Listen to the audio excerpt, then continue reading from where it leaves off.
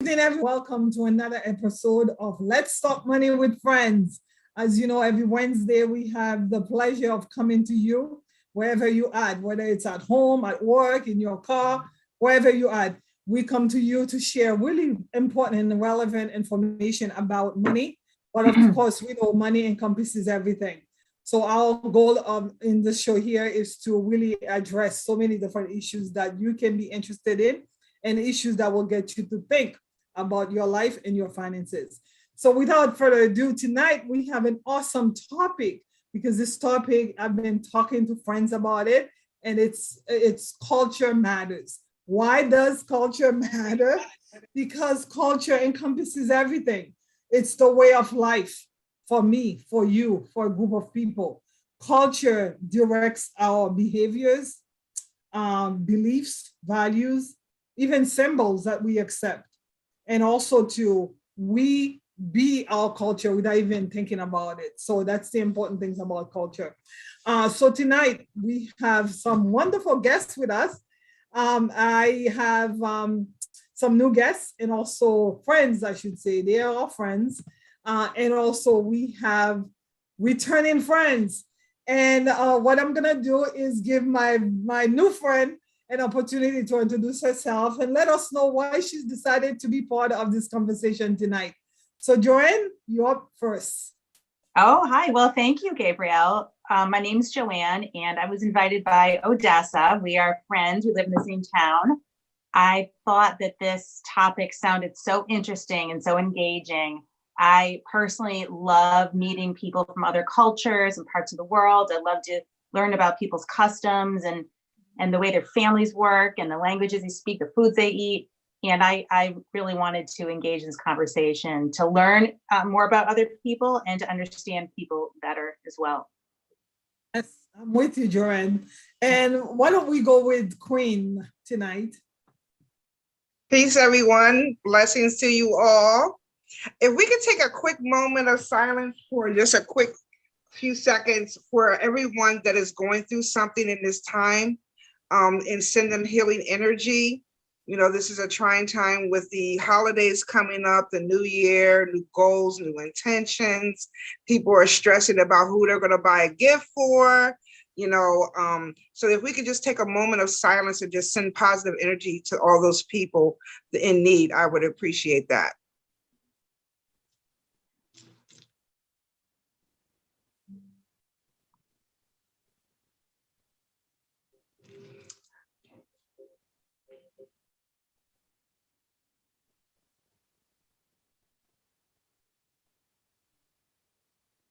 Thank you so much, everyone. So we're talking about culture. So what questions do you have for me, Queen? We have I wanted you to do a quick introduction for those who don't know, who haven't seen you. Okay, so I'm Queen Dawn Spirit. My company is queendawnspirit.com. You can reach me at dawnspirit@gmail.com. I have a YouTube channel, which is Queen Dawn Spirit Reiki Master Teacher. I am a Reiki Master Teacher, a past life regression therapist, a future life progression therapist, an officiant, and a certified healer. I just embarked upon another healing tool. I'm all about healing and uplifting and helping people reach their goals. So I have a new program that I've embarked upon, and I can't wait to share with everyone. I'm still studying it. So it is like a playlist of music that you would play first thing in the morning to help you reach a goal. It could be a house, it could be a career, it could be a relationship, it could be diabetes, illnesses, anything that you're trying to connect to or manifest an intention. I'm doing this new program, so I can't wait to share with everyone. So check out my YouTube channel as well as my website, and I'll be offering the first 50 people $25 for each session. I love teaching people how to heal themselves. We all are healers, but we tend to forget in this amnesia world. So that's my mission in helping people to reach their highest goals, because the sky is the limit. Correct. The sky is the limit. Diversity is so important as well. So we have Ms. Gabrielle. Gabrielle, why don't you quickly introduce yourself, please? Hi, I'm Gabrielle. I used to be a high school science teacher, and now I am a screenwriter. And I've always considered myself a multicultural person growing up in New York City. And my mom was my inspiration. She always had friends from different cultures, and she taught me to be an anti-racist. And we had friends from so many cultures, and I think it's the best way to live. I have friends in different countries. I have places to go in China and Korea, Brazil, Liberia, a few countries in Europe. And it's so enriching, and I learn from everybody and everybody's culture. And I love that. And I write about, in my writing also, I like to explore people, their characters, and where they come from and how that influences their behavior and their choices in life. So important. I love the fact that you said that I have places to go all over the world, right? Odessa, why don't you introduce yourself? Well, I'm Odessa Sanchez, and I am a return visitor here for your panel. Thank you again for inviting me. Yes, this topic, your culture matters.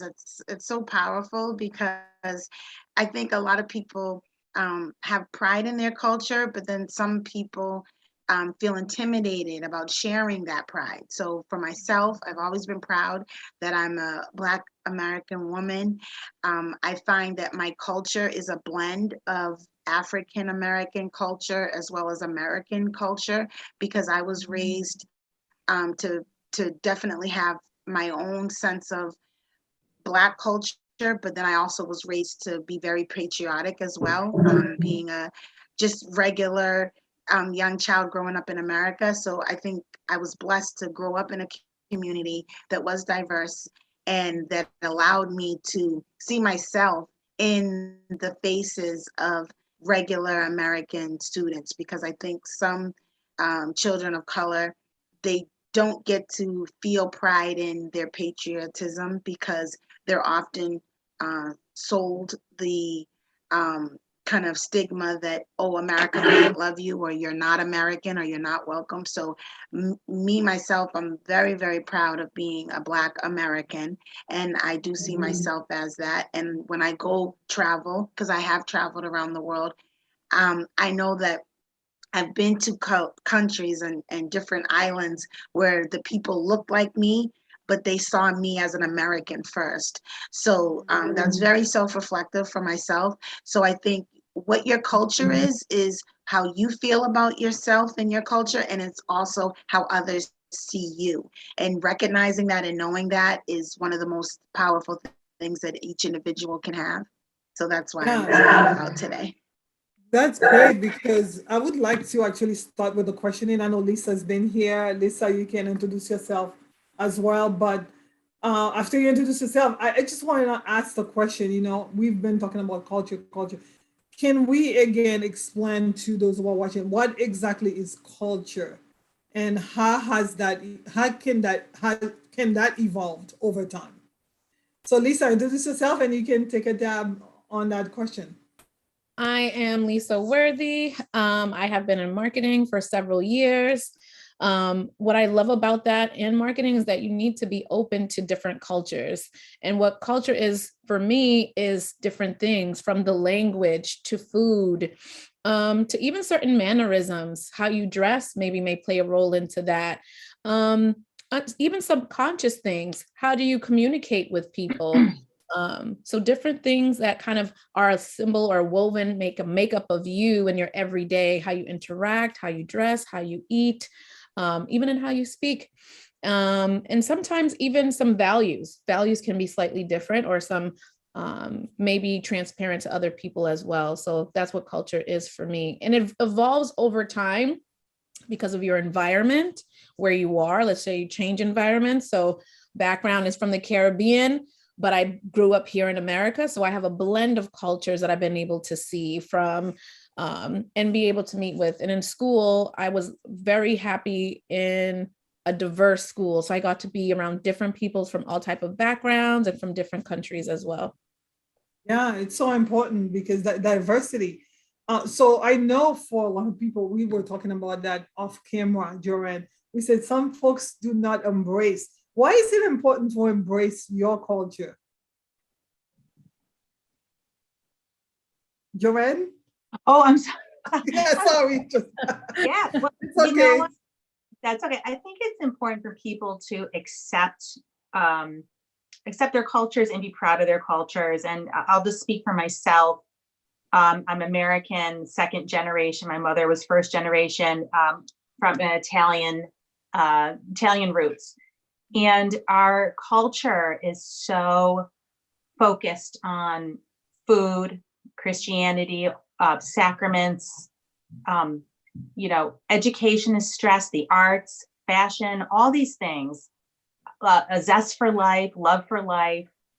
When I meet other people, other Italian people or people with Italian heritage, I can pick them out in a second. We think the same, we speak the same, we want to eat the same things. And I think it's really important to understand yourself and where you come from. And I think you bring that then to others and share that. And I think it's just a beautiful thing. And it also makes you open-minded when you see people who have very specific cultural norms. They could be different, but that are rich, like that rich culture. You want to learn about other people's rich cultures. And I think it's just feeds on itself. And, I grew up in a town in Western New York that was very homogeneous. We didn't have a lot of diversity where I grew up. And I think there's a misconception that if you don't come from a diverse place, that you don't appreciate diversity. And when I went to college, I went to a huge state college and I met people from all over the world. And I loved meeting all these people. And it was one of the best experiences in my life, just meeting all these people. And I really enjoyed that quite a bit. Yeah, I like that. I like that a lot because the diversity to me is everything. And Gabrielle, you mentioned that you've been all over the world and you have friends. Can you tell us a story about like a specific story that you can share with the audience? I'm interested. A story. Okay. Well, I was a Peace Corps volunteer in Liberia, which is in West Africa, a long time ago. And I fell in love with a Liberian man who I ended up marrying, and we have a daughter. And my daughter had never had a chance to go back to Liberia. And so in 2017, she was in her late 20s. Her uncle invited us to come.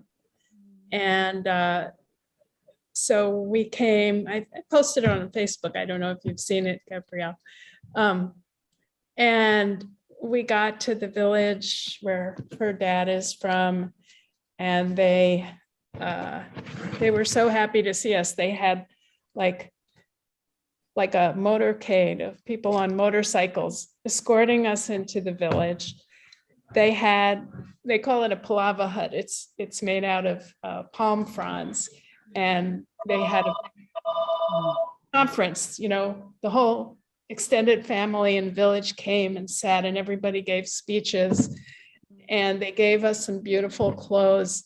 They gave us like huge bunches of bananas and pineapples and 2 chickens and a goat, which we couldn't bring with us. So we just, we had a banquet and wood carvings, and they were so grateful to see us. And they gave my daughter an acre of land, and it was very moving. It was incredible. And then a few years later, my daughter's uncle, who had been our host, who had invited us, he came to the US, and we took him to Boston, New York, and Washington, DC. We went to the African American Museum in DC and he had a few relatives and friends here in the US too. And it was just a wonderful experience. And Yeah, it was incredible. And Liberia and the United States have very close ties. Most people don't know that, but Liberia was founded by freed American slaves. And my daughter's uncle was fascinated, like so many street names and places sounded like Liberian streets and places. And it was just really good time. Yeah. I love that exchange. You went there. Of course, you had been there before, but your daughter, she went there to visit, and the uncle was able to come back. I know Queen Dawn, you've been doing a lot of traveling since your husband's been retired. How do you find, like, how has your life enriched because of your international experience that you've been experiencing? I see on Facebook. Well, yeah, this year we went, the past few months, I took my husband to Puerto Rico for his birthday. He took me to Jamaica for my birthday. And then we celebrated in Barbados our anniversary the last 6 months. So I'm kind of like tired of traveling. But other than that, when I first came to Boston, I felt like a foreigner in a foreign country. Boston was totally different. I'm from the DMV, which is really called the DC, Maryland, Virginia area. So they call it the DMV. I was born in Philadelphia, but raised in the DMV, DC, Maryland, Virginia area. And actually, my uncle was Congressman Lucian Blackwell, former Congressman Lucian Blackwell in Philadelphia, which is my grandmother's baby brother. And we were always taught to show people love through cooking and bringing them into your home. And we spent time in the kitchen, not the living room. The living room and the dining room, we didn't spend time in the living room and the dining room. So I've had the opportunity to interact with people from other countries. I love different type of foods. I love Indian food. I love Italian food. I love Jamaican food. I love Asian food. I love Japanese food. Reiki is a form of Japanese healing. So I love learning about other cultures and reaching out to other cultures. I'm so-called considered 80% African and the rest Asian and European. But I feel as though we're all one race with different cultures. And I'm always open to learn other people's cultures. Barbados, I don't think I would ever go back there again because of how I saw how the natives were treated there. Jamaica, I've always loved Jamaica. I must have been a Jamaican in a past life. My great grandfather is Trinidadian. He was Irish and Trinidadian and that's where my last name Kennedy comes from. So I'm all about cultures and learning and teaching my children where their people come from and where we come from, because it's important that our children know. And I love your story, Gabrielle, how you said you took your daughter back to a country that her father is from, which is half of her. You know, our children need to know, because it's always American history. What about not his story, our story? That's what culture should be about, our story, and not just being this textbook structure of America. Let's learn about everyone's culture. And because when I used to, in 2010, when we had the census, there was certain verbiage in the census form that was offensive in other countries. You know, so we could say something that can offend someone else in our American culture. So we need to be educated. Education is golden, as you know. Correct. Definitely. And I think the international exposure, giving our children an opportunity. I know so many families spend time buying designer shoes and designer clothes, and they spend so much time. And I was saying to you all earlier that I've had the opportunity of hosting international kids in my home. And so I've had a plethora of cultures, from European to Asian to South American to Central American, you name it. And so I always say to people, I'm an international superstar, because people all over the world are calling me and saying, like, thank you for having given, for my hospitality. But also I always say all the time, like, I learned so much from them, because when we would sit down and have dinners and talk and have conversations, it would be like, soaking in everything I could get, because of the fact that I do love people from everywhere, all over the world, and I do enjoy learning. So that learning is so important. I know you teach, or you do, you're cheerleader expert, right, Odessa? Well, a cheer coach, yes. Cheer coach, and you have kids. You know how important it is for parents to give their children that opportunity, that gift of international exposure. Do you find that it's hard for parents to do that? I mean, I think it's not hard for parents to do that, but I think there's not always an opportunity for every parent to do so. I know I coach now, and I've always been involved in athletics. I was a track star at my high school when I was in high school in Newton. And part of our athletic like brotherhood, sisterhood is we would do a student exchange with another country. So I grew up in Newton, and I was at Newton South, and we had Australian track team come to Newton, and we did an exchange. And Newton, as you know, is predominantly a non-minority town. So you can imagine on my track team, I was, one of 3 African Americans. So here we are, we had like about 80 Australians come to town, and I signed up to have one. I had a boy named Nick, and he was one of the only Australians from his school in Victoria that was hosted with a Black family. And so he got to talk amongst his teammates whenever they would gather to get together and kind of take notes on, like, how is your family? How are they hanging out with you? And he just would say, you won't believe it, the music we're listening to, and the arguments that they have with each other, but then they love on each other right afterwards. You should see it, like they're shouting, but they're still loving, and they have this food that we're eating, and like he never had fried chicken, he never had collard greens.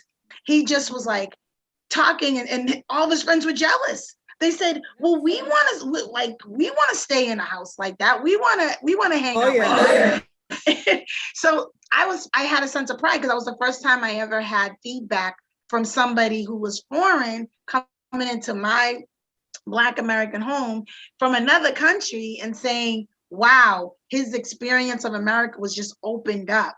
And he was so excited about it. And I saw that was a treasure, because his other teammates did not get that enrichment, because they were in households that were pretty much all the same. They got an experience, but it was the same as everyone else. And whereas we had a little different, we had some flavor. Yeah, a little different. I tell my students all the time that you get 2 for the price of 1. You get the American experience as well as the Haitian experience, because they would go back to the school and say, oh my gosh, you should have seen the food. You should have seen this. You should have seen that. Because going back home in Haiti, we used to have international ministers come into our home. And so I had that, that hospitality. My mother taught us how to be hospitable and welcoming and loving towards our guests. And to have that here, it's like these kids, I'm telling you, they get spoiled. And they don't want to go. I've had children hold on to the house saying, like, house, we're going to miss you, because they had so much fun, because I just love the fact that they were able to come in and partake and be part of my life, and me being able to be part of their lives. So it's so important to embrace. So what happens, Lisa, when folks are not, how can not embracing your culture affect your life, especially your financial life? So we can go, you all can take a, yes. How can not embracing your culture affect you? I think embracing your culture in many ways can either enrich or maybe be a hindrance. It all depends on certain things. I think in terms of the finances, one thing could be maybe your family is a saver. They never really have, so they save everything. They might not want to spend and enjoy certain things. There could be some aspects of that. An aspect of that would be, oh, we didn't have a lot, so I want to get this or that, or you overspend. I think it's more so, what do you spend? It could be different on what do you spend your money on kind of says a lot about you and maybe the culture and your environment that you grew up in as well. So there are positives and negatives, but you can just embrace it all and learn from it. So one of the things that I could say is that my mom used to tell me to save when I was younger, save, save, save. But she never said what the benefits of saving was. So I used to buy things and go on. I went to private school where you had to wear like a uniform all the time. So I'm like, oh, all my friends got to wear different items. So after school, when I finally got a job, I would buy outfits. But then later I understood when I wanted to do certain things, I said, man, I need to have money. That's why my mom said to save. And my mom was a very good saver. So I would say culturally, my grandmother's a saver, my mom's a saver, my aunt's a saver. So I quickly switched from maybe a more of an American lifestyle of spending to more to like the saving. And I think that could just be a family thing, a background thing, but culture can affect the way you disperse your finances. Maybe you spend more on family versus maybe yourself or vice versa. So those are some of the things that can affect how you spend your money from a culture standpoint. But it's very important to know who you are, because then you have an idea and can formulate where you want to go in the future financially, but also give yourself a sense of pride of where you came from and where you're headed. Correct. I know in my culture, we do send a lot of money back home to help those who were left behind. Does that, I know you're second generation, Joanne, but do you have any of that? Are you familiar with any of that? Yes, I'm actually very familiar with that. Even up to today, my mother called me and said that she's going to be doing something, and whatever is on your heart to give, pray on it with like a promise that you're requesting and donate it. And so that's something that I've always grew up with in a community. That was one of the things I think I mentioned to you, Gabrielle, was also thinking about it from the workplace standpoint. Is I'm used to working in a community at home, but in the workplace, there's lots of people who work from an individualistic type of mindset. And that can pose as a difficulty, even for asking what you're worth in a job, because you're not supposed to ask for things. That's a cultural barrier, like asking for what you're worth or talking about yourself, thinking about it that way. Oh, I do this and do that. Culturally, it's like frowned upon, at least from what I have seen, to say, oh, this is what I do that. So there's a way of doing it now that I understand from education, but that's something to think about. You could maybe be lowballing yourself in a salary by just taking that first thing and just being grateful to have a job. Not to say you're not supposed to be thankful, but I think you should also be paid what you're worth. So that's one aspect there that I can remember about. But in terms of sending money, in the Caribbean, Haiti, at one point, we sent the most money through Western Union ever. And that's not during the earthquake or anything else. I think out of all the Caribbean islands, people over here, the diaspora, as they call us, we send money back home to people more so through Western Union, which is why I think the last incident that happened, we requested Western Union, hey, can you waive the fees for that last earthquake that happened? Waive the fees for sending money back home, because they won't get as much as they should. And everyone is struggling here during the pandemic. So that's something to think about culturally, is that even from a young age, I used to see my mom and my aunt send money back home if there was anything happening. So yeah, if I can jump in. Can I just ask Joanne? Joanne, can you give us an idea? What does it mean? Like, if you're not embracing your culture, how can that affect you financially? And then we'll go to you, Dawn. It's an interesting question. I work in finance. So I've been in the investment world in my whole career, 27 years. It's funny, you see different cultures handle money differently. Some cultures are notorious for being frugal and being savers. Other cultures are notorious for spending and being, I won't say reckless, but I say more risk tolerant.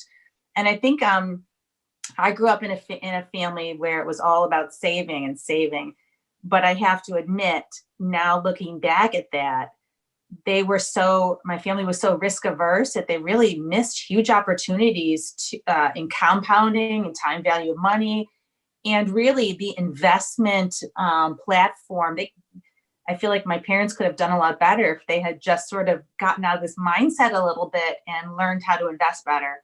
But I don't have a story. We haven't sent money home to different people, but growing up, we didn't have a lot of money to give away.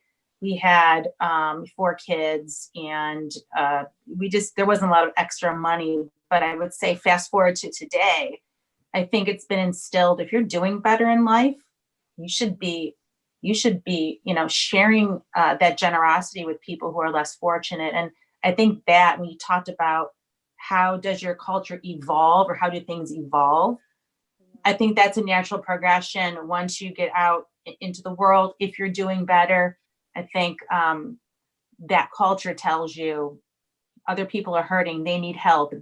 You can help people and feel good. It makes people feel good to receive help, and it makes people feel good to give help. And you might give help 1 year and receive it 2 years later. The tables can turn on a dime for people, and you never know what can happen to your family just out of the blue. People lose jobs, get divorced. I mean, big life changes, and not everybody has the means or the know-how to deal with that. So another thing about culture is support systems. And when you have a strong culture, typically you have strong family ties, strong support systems, and that is just as good as any pot of money on the side. I mean, really, for emotional support, very, very important. Yeah, so important, so important. I was gonna ask the next question, and I think it will be a great question for you, Dawn, but you can answer this one too if you the next question that we had was the idea of the spirit of America. We hear that all the time when they say the spirit of America. What does it mean when they say the spirit of America? And also, does every culture have a spirit? Since you are done spirit, you really want me to answer that question? Yes, I do. Want me to answer that question, because what I've learned, especially the last few years, I've been in the conscious community for a majority of my life, in the spiritual community. I belong to a church called the Institute of Spiritual Development in DC, which is a non-denominational church. That we have respect for all religions. However, we got to teach our children to know that they're worth more, that they're worthy, and to release fear that they're not enough, especially our women. And when my grandchildren, my husband and I, as you know, we have 15 grandchildren. We're a blended family. We had 2 of our granddaughters here. One, my youngest daughter, she's half Guyanese, and my granddaughters she's got Guyanese and Jamaican. My other granddaughter is Sioux Indian, Puerto Rican, and Mexican and European. So they're really, really, really, really close. Miss Sky and Miss Day, they're extremely close. And they both spent a couple of weeks with us for the summer, and they helped me pack. And they come from 2 total different households, but they're extremely close, and they, hang out together with social media. But I paid them to help me pack. I paid them $50 each to show them their worth. That they didn't, just because they were coming for vacation, I paid them to help them work, and said, you should always know your value, your worth. Stop thinking that you're not enough. Don't fear. Let go of that fear and know that you can accomplish anything you want, because they put us in this fear mode to always make us think we're not enough. And we buy things and invest in things that we really don't need, because it all starts in from within. So we get when I get this car, I'm going to be happy. When I get this house, I'm going to be happy. When I get moved to this place, I'm going to be happy. It all starts from within, period. So they put this stuff on television, these reality TV shows, send us credit cards, to raise up our debt, show us this new car. I just bought a car in 2020. 6 months later, they're sending me advertisements to get a 2021. You need this car, you know how they do. And if we can get out of that mind control and start preparing for the future and investing and teaching our children at a young age in elementary school about how to invest. These children know how to play video games and computers better than we do. So why not teach them how to invest in grade school? But they don't teach you that. Yeah. And so when you say the American spirit, it's not a clean heart. When you say the American spirit, because so much is hidden from us.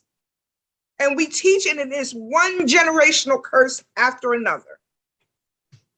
And that's where you have the chaos, and that's why you have the police, you have all this drama where people couldn't get along in the same household when the pandemic happened. Either marriages worked and they got closer, or they broke up. Do you know the domestic violence raised 70% during the pandemic? It's time for tap within. So you're saying like when you do not embrace your culture, you haven't prioritized who you are. And in terms of like knowing your worth, it's very easy for you to lack that spirit that should be the spirit of America. The spirit is me. Yeah, the people. I'm Dawn's spirit. The spirit lies within me, and it's having respect for everyone.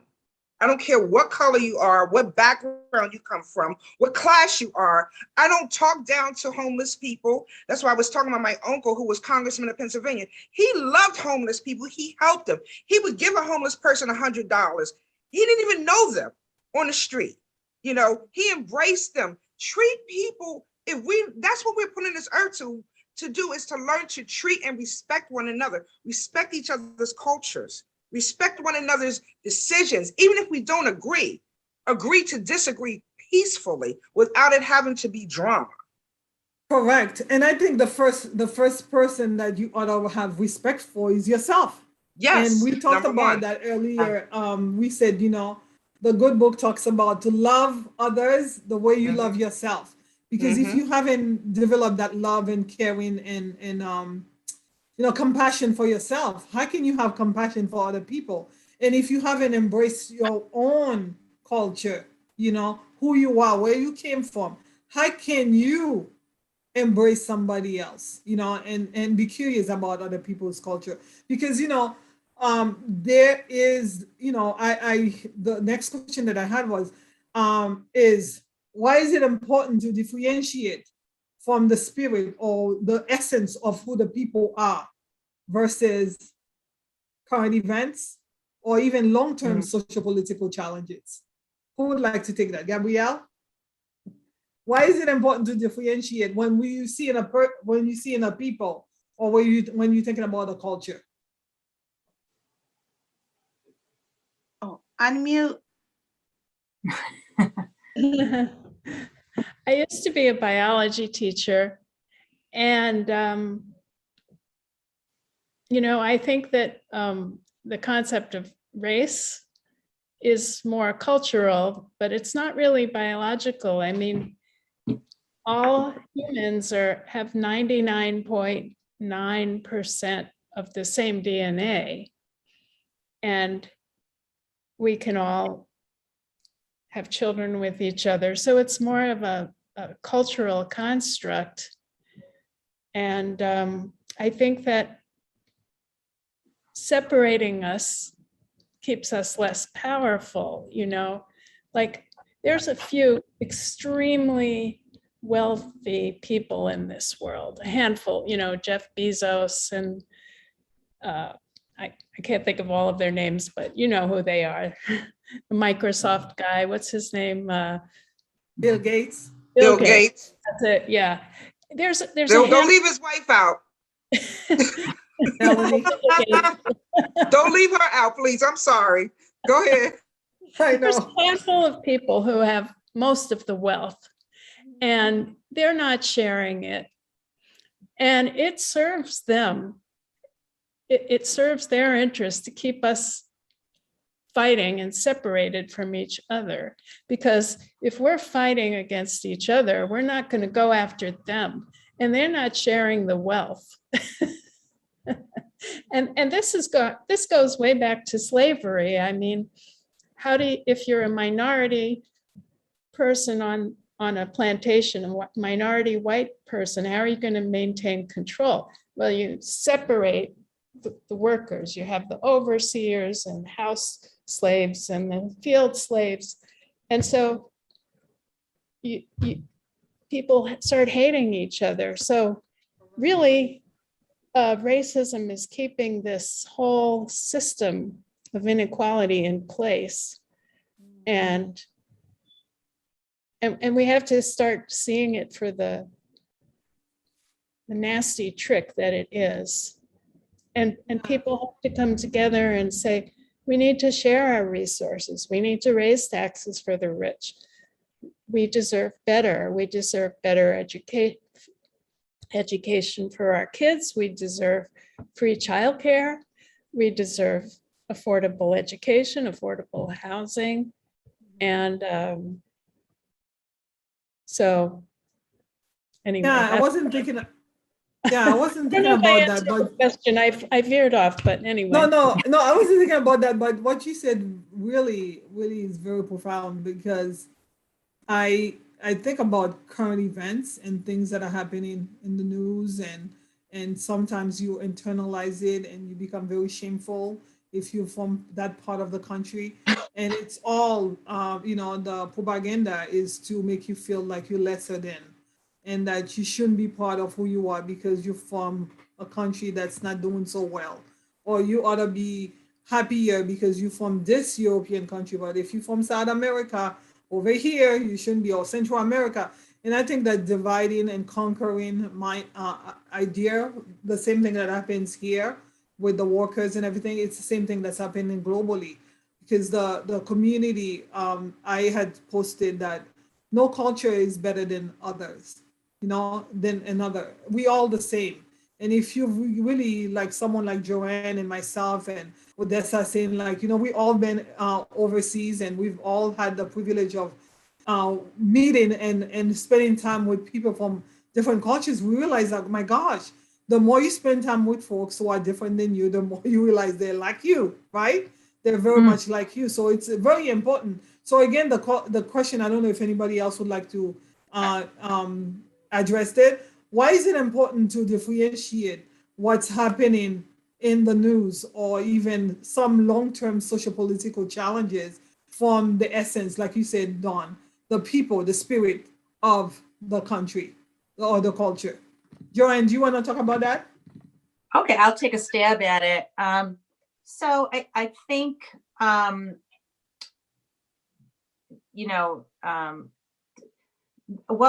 the media right now is portraying people and dividing everybody by race, and throwing everybody, white people are like this, black people are like this, Asian people are this, Jewish people, whatever, all these different boxes and all these labels for people.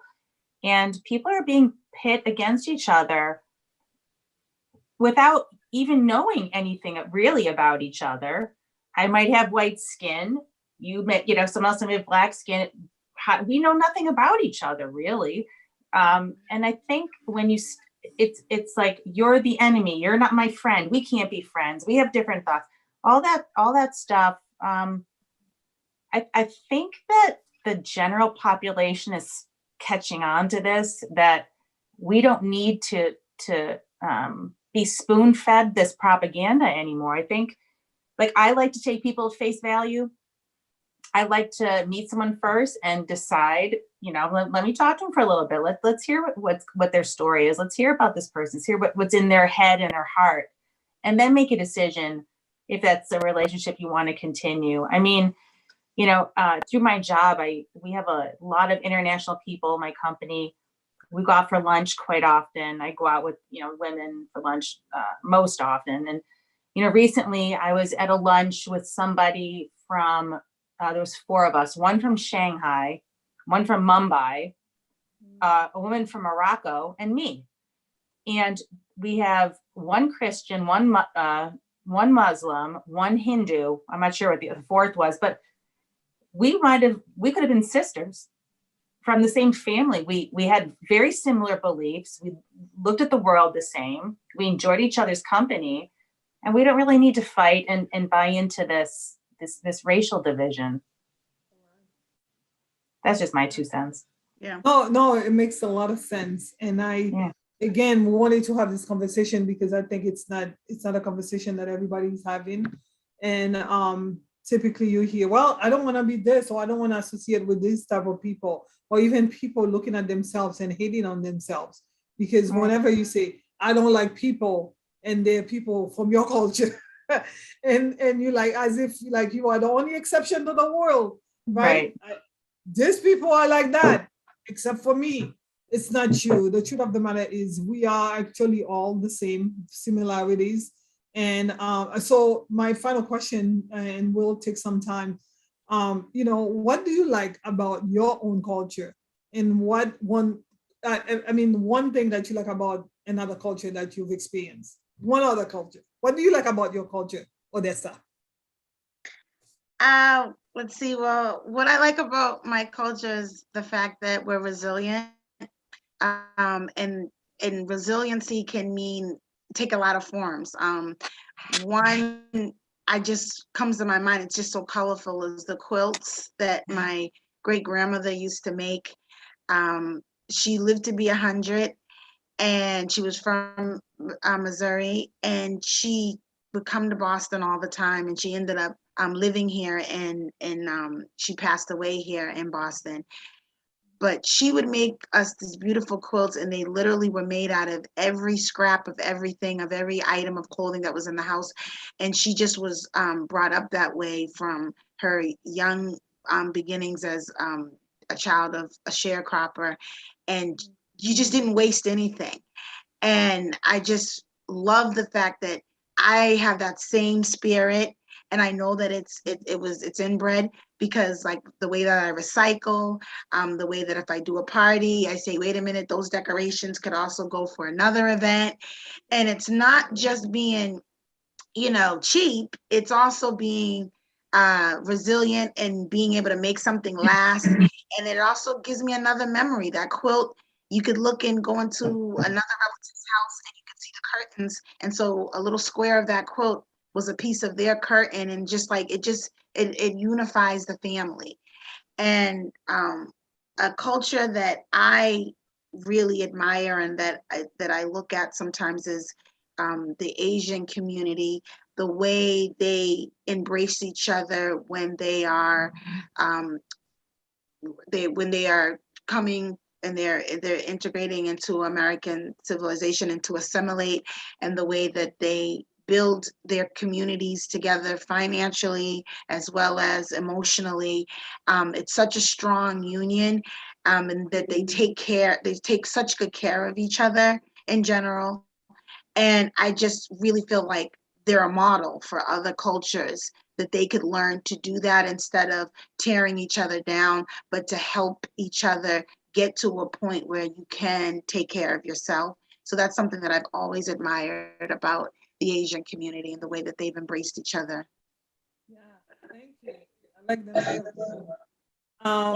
Dawn, if you have your cell phone on, please turn it off because it's echoing. Yes.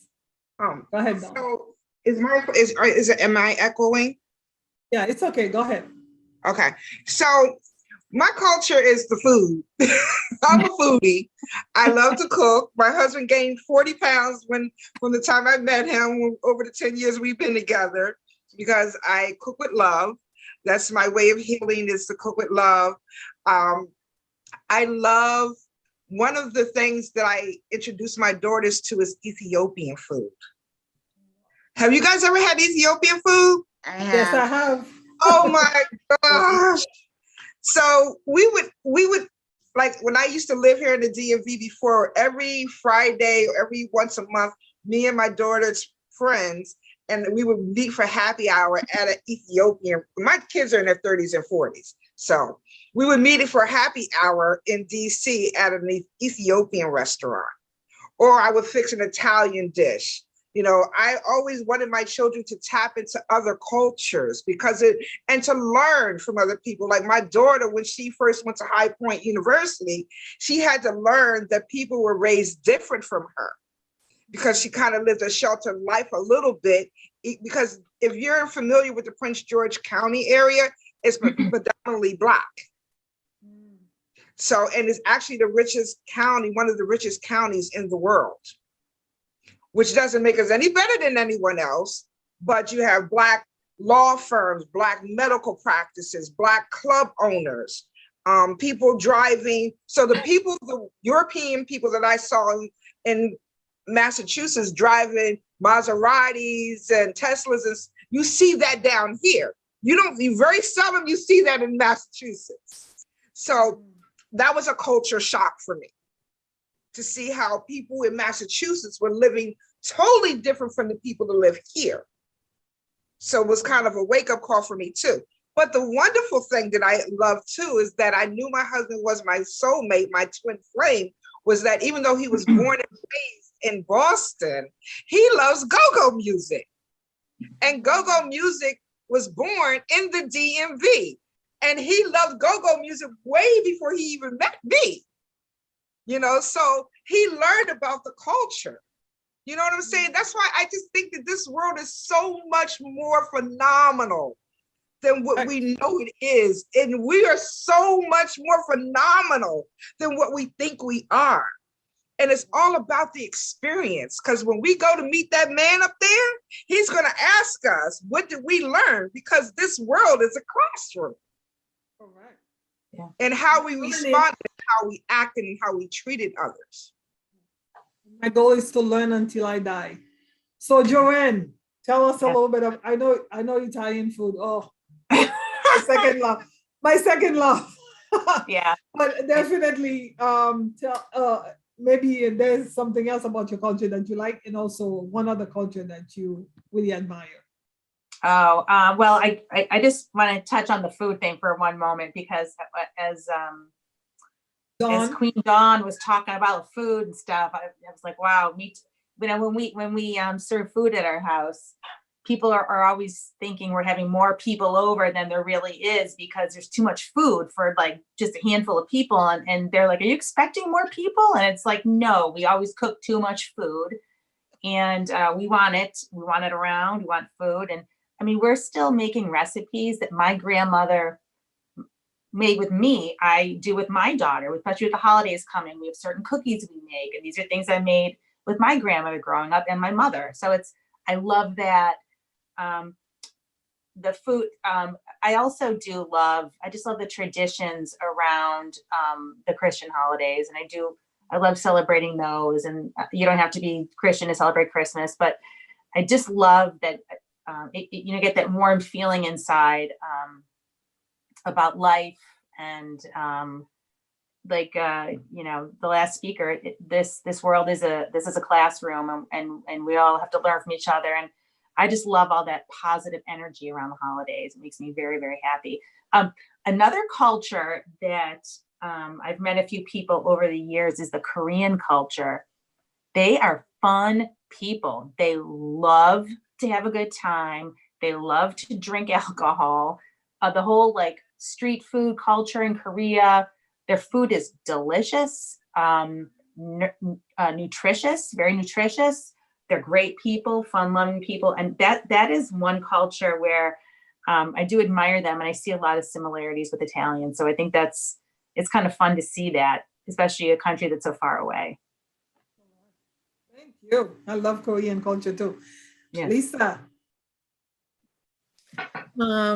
I think the main thing I would say as a theme is food. As a young child, I used to love to eat, but I actually didn't want to be in the kitchen. But when I left the nest, I was craving Haitian food. And that was the number one thing. I saw it, and it seems like you register it, what to do. Well, I saw her do this, or I saw her do that. And I would come and learn how to make the different dishes. Now I can say I do tip my hat off to my grandmother, my mom, my aunts who used to cook during big holidays. It takes a lot of work, to make the food. And I would say Asian food takes a long time.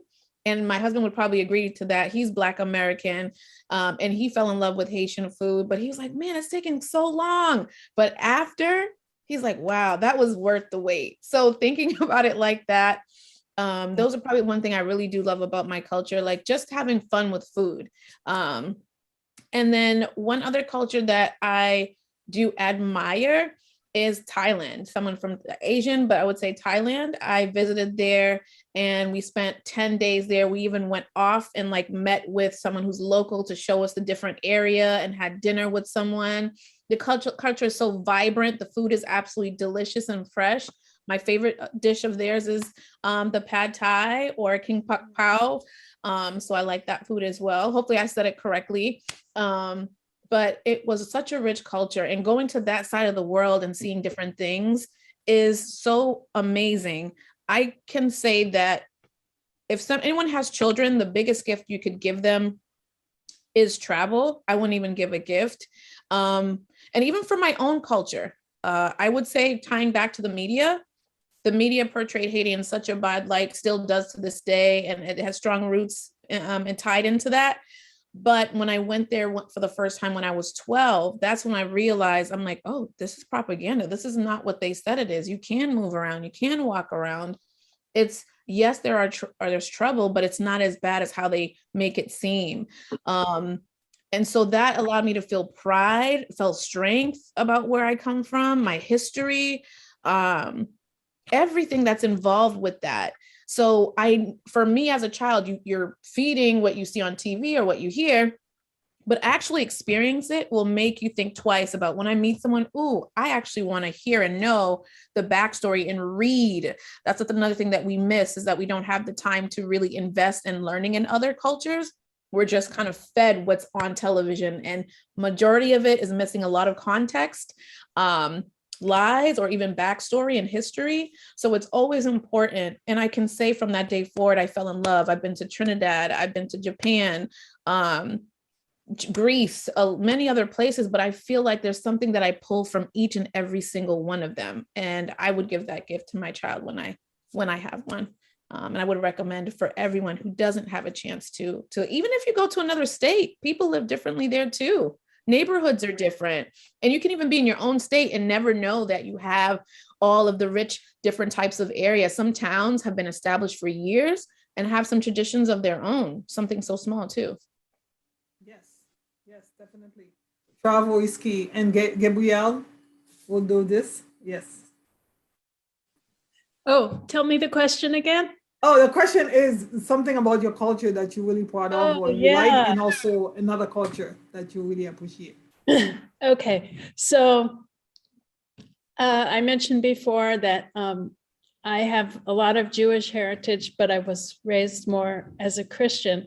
So I do love Christmas, but I also love a lot of things about my Jewish heritage. One thing is the Socratic method of thinking and reasoning, asking questions, and not, there's not black and white answers, but you have to sort of find the answer within yourself, what resonates with you. I really like that. And the emphasis on learning and studying in the Jewish culture, and also because Jews were persecuted in Europe for so many centuries, and most American Jews came because of that persecution, came to the US. There's a strong sense of social justice, and a lot of the white people who have been on supporting racial justice movements and in the US, and feminism and all of that, have been people of Jewish heritage. I'm proud of that. And but I do love Christmas. I love a lot of the Christian traditions that I was also raised up in. So yeah, thank you, Gabrielle. I just wanted to thank you all for being here tonight. I initiated the conversation with Odessa and Lisa, and then I got an email from Gabrielle saying like, oh, I like the topic, I'll be part of that. And of course, Odessa sent me an email saying like, oh my gosh, my friend Joanne, thank you so much, Joanne, for being here. I love people. And if you were to ask me the same question, I would say the thing that I love the most about my culture is the people. I love the people of Haiti. I love the men and the women of Haiti. And also, I love the music. I get something about the Haitian music that really gets me going. I am always like in awe of all the really talented and gifted people that we have in our community. And so I'm always so proud wherever I go to say, yes, I'm Haitian, and I think about that. And also my family too has given me the courage because of the way we were raised, to love people and have passion and compassion for those around us. And not only folks from our own country, but also from all over the world. So I'm very grateful for that. But I've done extensive travel, and you talked about Australia. I've been to Australia, but I was in Victoria, actually, the state of Victoria. And I do love the people there. If it wasn't so far away, I probably would go there more often. But I really love the people there because, it's an immigrant country. They have a museum for immigrants. So because everyone is from another country. And because of that, they do embrace immigration a little differently than they do here. Well, it's here the same, but even more so because they realize that it's an immigrant country. So I love people, and I love my people, and I love people from all over the world. And yeah, so I'm so grateful that we're able to have this conversation tonight. Culture matters because it's our lifestyle. It's everything that we are. It's at the very core of who we are. Your conviction, your tradition, your dialects, your food, your music, you name it. It's everything that you are. So you do not want to not embrace everything that you are, because when you embrace who you are able to embrace other people. I've embraced who I am, and therefore I'm able to embrace all of you and those who are watching. So thank you so much for embracing us tonight, and have a good night. Please do not hang up. I'm gonna go offline, but yes, thank you so much for watching us tonight. Please share, like, and make a comment. And also, we'll see you next week. Actually, Lisa, you wanna share quickly? Is it this week or next week we're gonna have the Christmas party? Next week, we're going to have the Christmas party. You will all receive the invite in your email tomorrow. We're going to have food. We're going to just enjoy ourselves, Christmas music, and I can't wait to see you all there. Yeah, it's going to be a fun live Christmas party. So stay tuned. Bye, everyone.